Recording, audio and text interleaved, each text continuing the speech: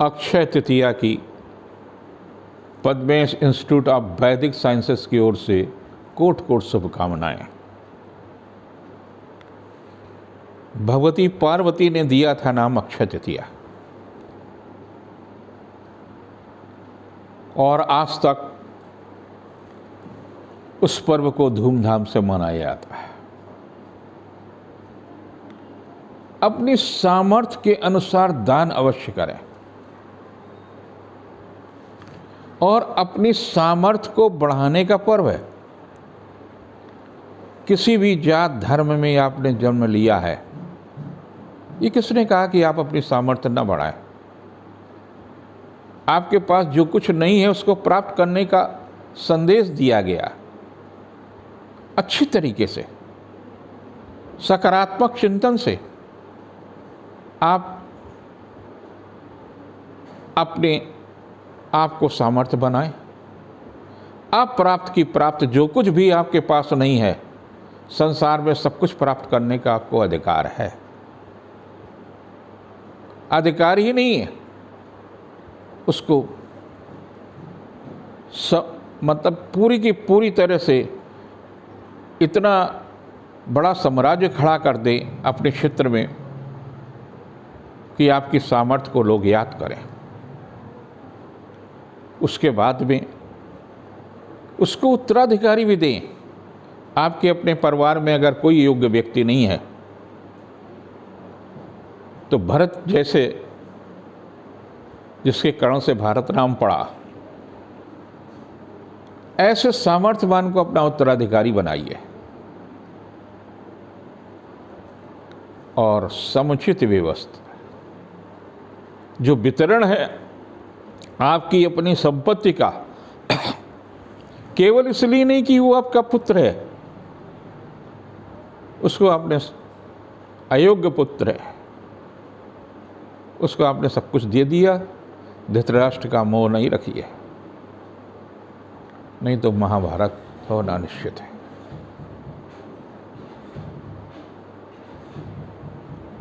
अक्षय तृतीया के दिन निर्णय करिए, संकल्प ले लीजिए, अपने जीवन को सामर्थ्यवान, अपना पल पल का समय का उपयोग करेंगे, निश्चित रूप से आपको सफलता मिलेगी। अक्षय तृतीया के दिन भगवान विष्णु के छठे अवतार के रूप में परशुराम जी का जन्म हुआ। पहले उनका नाम राम था। भगवान शिव के जब उन्होंने परशा दिया तो परशुराम हो गए।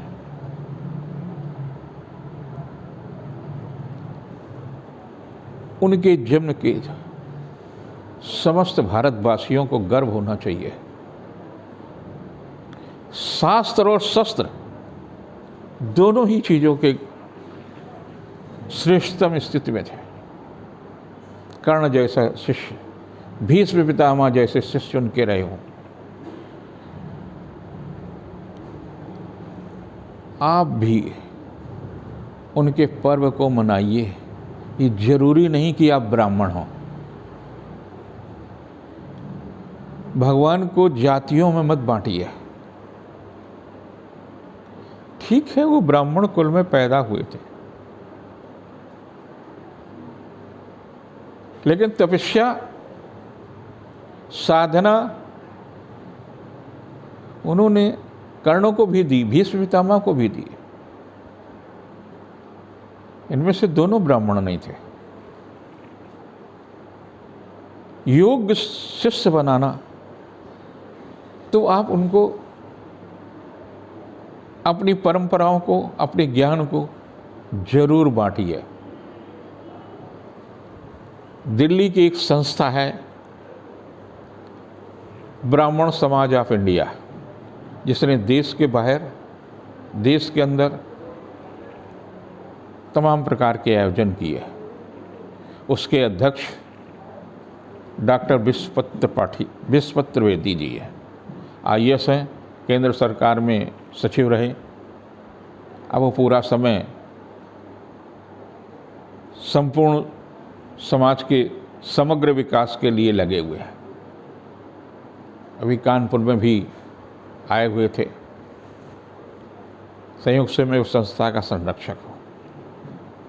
उनके प्रयास से एक बड़ा काम हुआ। डाक टिकट 19 मार्च को भारत सरकार ने भगवान परशुराम के नाम और ये डाक टिकट जारी किया। सकारात्मक काम करिए, किसी को छोटा बनाने की ज़रूरत नहीं है। अगर आपको कुछ बड़ा करना है, आपकी भी संस्था है, तो आप गरीब छात्रों के लिए छात्रावास बनाइए, विद्यालय बनाइए और कुछ रचनात्मक रोजगार देने का काम करिए, कुछ भी करिए। सकारात्मक चिंतन आपके लिए लाभदायी हो सकता है। उस दिशा में धूमधाम से हर शहर में हजारों स्थानों पर भगवान परशुराम की जयंती मनाई जाए, ये मेरी शुभकामनाएं हैं। आप भी मनाइए, हम भी मनाएंगे। हम एक कार्यक्रम में जा रहे हैं लखनऊ। 23 तारीख को भाटखंडे सांस्कृतिक विश्वविद्यालय केसरबाग लखनऊ में अंतर्राष्ट्रीय ज्योतिष सम्मेलन हो रहा है, जिसका उद्घाटन मुझे करना है, ऐसा उसके अध्यक्ष पंकज त्रिवेदी ने आग्रह किया। मैं जा रहा हूँ, रुकूंगा वहाँ पर।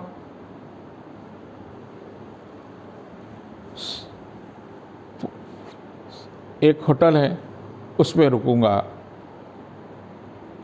पोर्टिको है, सरोवर पोर्टिको उसका नाम है, और 2 दिन रहूँगा 22 और 23 को, ताकि तमाम सारे लोगों से भेंट भी कर सकूं। कई वर्षों बाद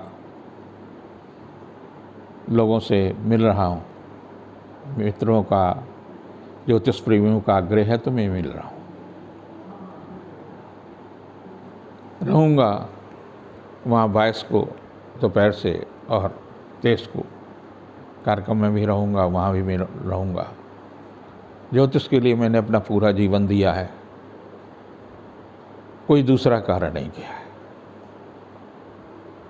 केवल और केवल ज्योतिष का ही जो मुझे खारा आता है, जो कुछ मैंने सीखा है, वो लोगों को देना चाहता हूँ।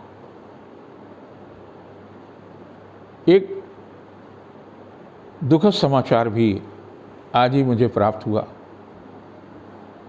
आसाम में गुवाहाटी में कई ज्योतिष सम्मेलन हमने आयोजित किए हैं।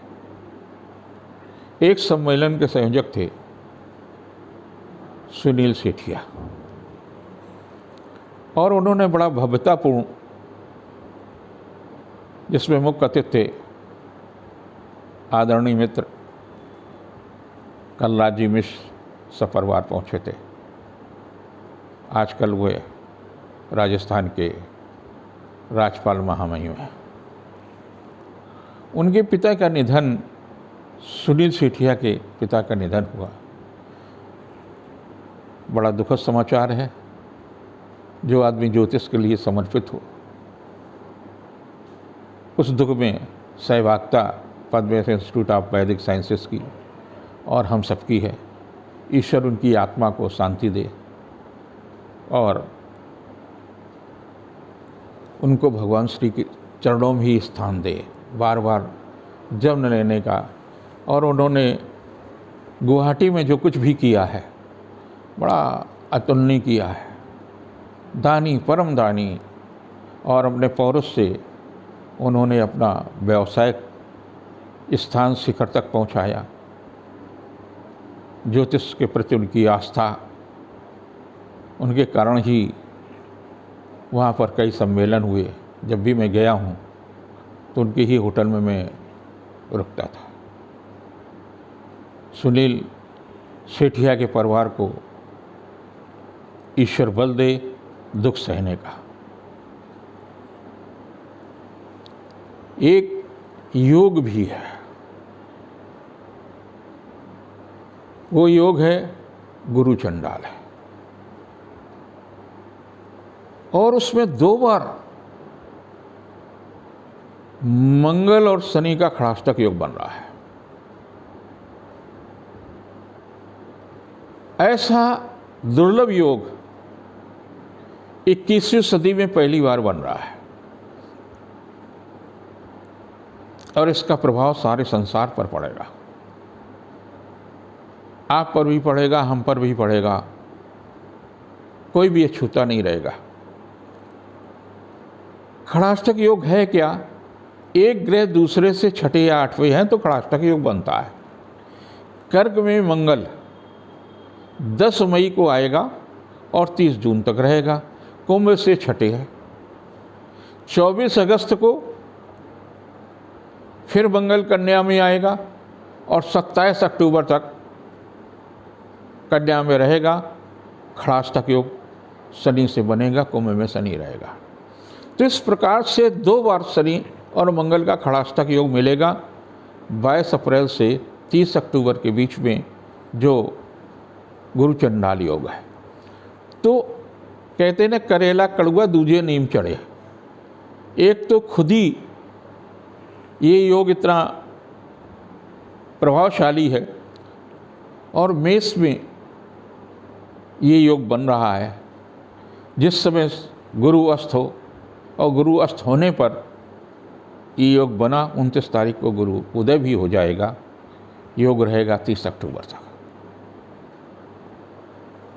12 साल में एक राशि से दूसरी राशि, यानी मेष में 12 साल पहले 12 साल बाद मेष में आया और राहु की युति तो तब नहीं थी। तो 21वीं सदी में पहली बार इस तरह का योग बना है। ये योग मौसम को प्रभावित करेगा। कहीं वर्षा होगी अक्टूबर तक और भीषण वर्षा होगी, तबाही हो सकती है वर्षा के कारण से दुनिया के कई स्थानों में। कहीं भीषण गर्मी होगी तो कहीं बर्फबारी होगी। यानी प्रकृति को सबसे ज़्यादा प्रभावित ये योग कर रहा है। रेल के यात्रियों को, वायुयान के यात्रियों को, सड़क के यात्रियों को बहुत ही सचेत रहने की आवश्यकता है। जल की शरीर में कमी हो सकती है, जल के प्रति ध्यान जरूर रखें। बृहस्पति शिक्षा को, पत्रकारिता को, धर्म को, इन क्षेत्रों को विशेष रूप से प्रभावित करेगा। राहु के साथ खड़ाष्टक योग बन रहा है और इधर शनि और मंगल का, राहु के साथ में बृहस्पति का, क्षमा करें, गुरु चंडाल योग बन रहा है और इधर शनि के साथ में मंगल का खड़ाष्टक योग बन रहा है। तो ऐसे में व्यक्ति को मादक वस्तुओं का प्रयोग नहीं करना चाहिए। मादक वस्तुओं के व्यापारियों को भी कष्ट मिल सकता है और उनके पीने वाले, खाने वालों को भी बहुत सचेत रहना चाहिए। उनके लिए योग ठीक नहीं है। जबकि अन्य लोगों को, शिक्षा के क्षेत्र के लोगों को, धर्म के क्षेत्र के लोगों को, प्रशासनिक लोगों को मनचाहा स्थानांतरण, मनचाही व्यवस्था में वृद्धि होगी। पत्रकारिता के क्षेत्र में अचानक बड़ा पद मिल सकता है, प्रतिष्ठा बढ़ सकती है। मीडिया के कर्मियों के लिए भी योग ठीक है। तो ये योग का प्रभाव आपको मिलेगा और आप अपनी सामर्थ्य के अनुसार कुछ न कुछ अच्छा जरूर करिए, रचनात्मक चिंतन जरूर करिए, समाज को दिशा देने का कार्य जरूर करिए। इस कालखंड में प्रकृति को सजोने के लिए कम से कम एक वृक्ष जरूर लगाइए जिसकी लंबी आयु हो। नीम का है, इमली का है, बरगद का है, पीपल का है। इन वृक्षों में से लगाते हैं तो अच्छा है। एक काम तो अच्छा कर ही सकते हो, उसकी सुरक्षा भी रखिए। दुर्गा प्रसाद विद्या निकेतन कानपुर में बच्चों ने, अध्यापकों ने, राजनेताओं ने, जो भी आए हैं, उन्होंने वृक्षारोपण किया और वो वृक्ष है, सैकड़ों की संख्या में वृक्ष हो गए। उनको माली अपना सुरक्षित रखता है, सारा सब कुछ काम आप भी कर सकते हैं। अब इन ग्रहों का, इन सारी सब चीज़ों किसके ऊपर कैसे कैसे प्रभाव पड़ेगा। सबसे पहले आती मेष राशि। मेष राशि के लोगों पर गुरु चंडाल योग का सबसे ज़्यादा प्रभाव होगा, क्योंकि आपकी राशि पर ही बन रहा है। तो आपको विशेष रूप से सचेत रहने की आवश्यकता है। आपको चाहिए कि 8-10 जीवित मछलियाँ बुधवार के दिन बहते हुए जल में प्रभावित करें, उनको जीवन दान दें। दूसरा, हल्दी की माला आप पीपल के वृक्ष को अर्पित करें। ये आपके लिए विशेष रूप से लाभदायी हो सकता है। और मादक वस्तुओं का प्रयोग तो कम से कम करें। जिनकी राशि वृष है, आपकी राशि से ठीक 12वें ये योग बनेगा। और इधर जब खड़ाष्टक योग होगा शनि मंगल का, वो भी अच्छा नहीं होगा।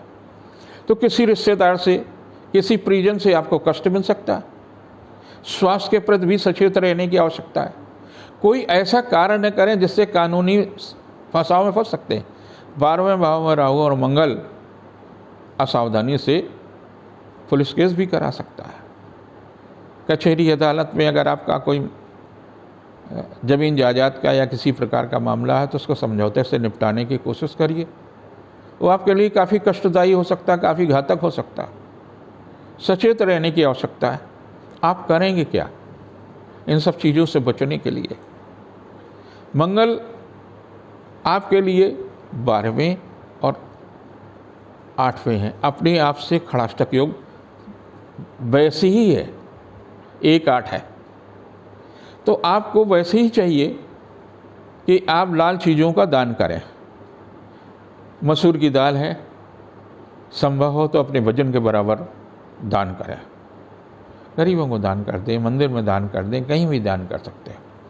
जिनकी मिथुन राशि है, मिथुन राशि पर से दूसरी स्थान पर कर का मंगल होगा। और मिथुन के लिए मंगल कभी अच्छा होता ही नहीं है। तो ऐसी स्थिति में वाहन चलाते समय सावधानी रखें, बिजली के कार्य करते समय सावधानी रखें, मादक वस्तुओं का प्रयोग बिल्कुल न करें। और अग्नि से भी बचें। खाना बनाते समय जो महिलाएं हैं, भोजन की प्रक्रिया में सावधानी रखें, खान पीने में सावधानी रखें, गर्मी से बचने की भी सावधानी रखें, नहाते समय भी सावधानी रखें। क्योंकि कर्क में मंगल यानी जलीय राशि में होने के कारण से आपके लिए कहीं न कहीं तो कष्टदायी हो सकता है। तो आपको भी सावधानी रखने की आवश्यकता है। आपको क्या करना है? जी भर करके जल दान करें। कुछ बोतलें जल वाली खरीद लें, लोगों को बांटते रहें, पानी पिलाने उनकी। आजकल और अभी तो जून के महीने में निर्जला एकादशी आएगा, इसमें जलदान का ही प्रक्रिया है और इसी कालखंड में होगा। तो आप जब भी मौका मिले लोगों को जल जरूर पिलाएं। जिनकी कर्क राशि है, आपकी राशि के लिए तो बहुत ही कष्टदायी है, क्योंकि आपकी राशि पर मंगल होगा और नीच का मंगल। कोई ऐसा कारण ना बन जाए जिसके कारण से मानसिक संतुलन पर प्रभाव पड़े। मात्र शक्ति से कष्ट मिल सकता है। उस दिशा में भी आपको सचेत रहने की आवश्यकता है। खाने पीने में भी सावधानी रखने की आवश्यकता है। यात्रा देशाटन में अपनी वस्तुओं की सुरक्षा के प्रति सचेत रहने की आवश्यकता है। कुछ भी ऐसा न खाइए जो आपके लिए कष्टदायी हो सके। मात्र शक्ति का सम्मान जरूर करें। वो आपके लिए कहीं न कहीं कष्टदायी हो सकता है, कहीं न कहीं 30 अक्टूबर तक।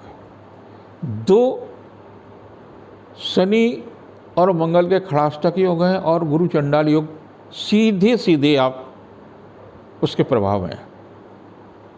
आपको विशेष रूप से सचेत रहना चाहिए। और वैसे भी शनि की लघु कल्याणकारी ढैया है, जिसका सबसे ज़्यादा प्रभाव इस कालखंड में विशेष रूप से पड़ सकता है। शनि अपनी ही राशि में मजबूत है। जिनकी सिंह राशि है, सिंह राशि के लोगों को 12वें मंगल कारक होता है, कर्क में भी कारक होता है। और वो जब 12वें इस तरह का युति बनाएगा तो खोने की स्थितियां हैं। अप्रिय समाचार मिल सकता है, आपका ट्रांसफ़र, आपका स्थानांतरण, आपका नौकरी के लिए समस्याएं आ सकती हैं। सावधानी करिए, ऐसी गलती नहीं करिए, ऐसा प्रतिष्ठा का प्रश्न बनाइए जिसके कारण से आपके लिए कष्टदायी। लेकिन राजनैतिक रूप से लाभ मिल सकता है। ये जो गुरु और राहु की जो युति है, यानी गुरु चंडाल योग, आपको राजनीतिक दृष्टि से लाभ दे सकता है। अगर आप चुनाव लड़ रहे हैं या कहीं भी हैं, किसी तरह की स्थिति में हैं, तो राजनीतिक दृष्टि से आपको लाभ मिलेगा। पारिवारिक प्रतिष्ठा बढ़ेगी, मांगलिक कार्यों में भी लाभ मिलेगा। विवाह के दलील पर खड़े हुए हैं तो मई और जून के महीने काफ़ी आपके लिए मजबूत हो सकते हैं। व्यवसाय प्रतिष्ठा भी बढ़ेगी। जिनकी कन्या राशि है, कन्या राशि में मंगल बहुत अच्छा नहीं होता, कहीं ना कहीं समस्याएं देता है। तो आपको चाहिए खान पान में ध्यान रखें, मन को मजबूत रखें। कोई भी अप्रिय घटना आपके साथ नहीं हो रही है, लेकिन मन से आपको कमज़ोर होने से मन आपका कमज़ोर होगा। कभी आपको परिवार की चिंता होगी, कभी नौकरी की, कभी व्यापार की चिंता होगी, उसके प्रति सचेत रहें। आपको ज़्यादा से ज़्यादा हरी सब्जियों का प्रयोग करना चाहिए। लठ जीरा है, लठ जीरा के पौधे आप अपने घर में लगा लें, एक ही गमले में 8-10 लगाएं, नियमित रूप से उस पर जल दें। पानी का प्रयोग अधिक से अधिक करें और पानी का दान भी करें, ये आपके लिए बहुत लाभदायी होगा। जिनकी तुला राशि है, तुला राशि पर सप्तम में गुरु चंडाल योग है और मंगल का खड़ाष्टक योग एक बार तो आपके 12वें ही होगा। कन्या में जब मंगल होगा, यानी 24 अगस्त से और 27 अक्टूबर के बीच का तो आपका समय ही काफ़ी कष्टदायी होगा और ख़ास तौर से दाम्पत्य जीवन में किसी के स्वास्थ्य को प्रभावित कर सकता है, मातृ पक्ष को स्वास्थ्य प्रभावित कर सकता है, मन को तनाव दे सकता है, संतान के कारणों से चिंतित हो सकते, व्यर्थ की उलझनें हो सकती। आपको चाहिए क्या? आप पीली वस्तुओं का दान करें। अपने वजन के बराबर चने की दाल ले लें और चने की दाल को जो गायों को खिलाया जाकर के बृहस्पति के दिन, ये आपके लिए विशेष रूप से लाभदायी होगा। प्रतिष्ठा में वृद्धि होगी, सामाजिक कार्यों में रुचि लेंगे, शिक्षा के क्षेत्र में सफलता मिलेगी, नया व्यवसाय भी शुरू कराएगा। एक तरफ जहाँ स्वास्थ्य और दाम्पत्य जीवन के लिए खराब है, तो वहीं दूसरी तरफ से रोजगार के लिए अच्छा है। नया रोजगार देगा, नए अवसर देंगे, नए स्थान परिवर्तन भी करा सकता है और नौकरी या व्यापार में सफलता भी मिलेगी। जिनकी वृश्चिक है, आपकी राशि पर यूँ तो लघु कल्याणकारी शनि चल ही रहा, ढैया चल ही रहा है। दूसरी इसमें क्या है कि आपके 6ठे स्थान पर ये युति है गुरु चंडाल योग की, और भाग्य स्थान पर शनि और मंगल का खड़ाष्टक योग होगा, यानी कर्क में होगा, और उसके बाद में एकादश भाव होगा जो भी बाधा कारक होगा। तो कुल मिलाकर के आपके लिए काफ़ी कष्टदायी चुनौतीपूर्ण स्थितियों का सामना करना पड़ सकता है। आपको स्वास्थ्य के प्रति सचेत रहने की आवश्यकता है। यात्रा देशाटन में भी आपको सावधानी रखने की आवश्यकता है। व्यर्थ की परेशानियां और व्यर्थ की उलझनें हो सकती हैं। आपको चाहिए क्या? मंगल के लिए शुक्र है, यानी दूध की वस्तुओं का प्रयोग कम से कम करें, दान करें। और इस वर्ष इसी कालखंड में 2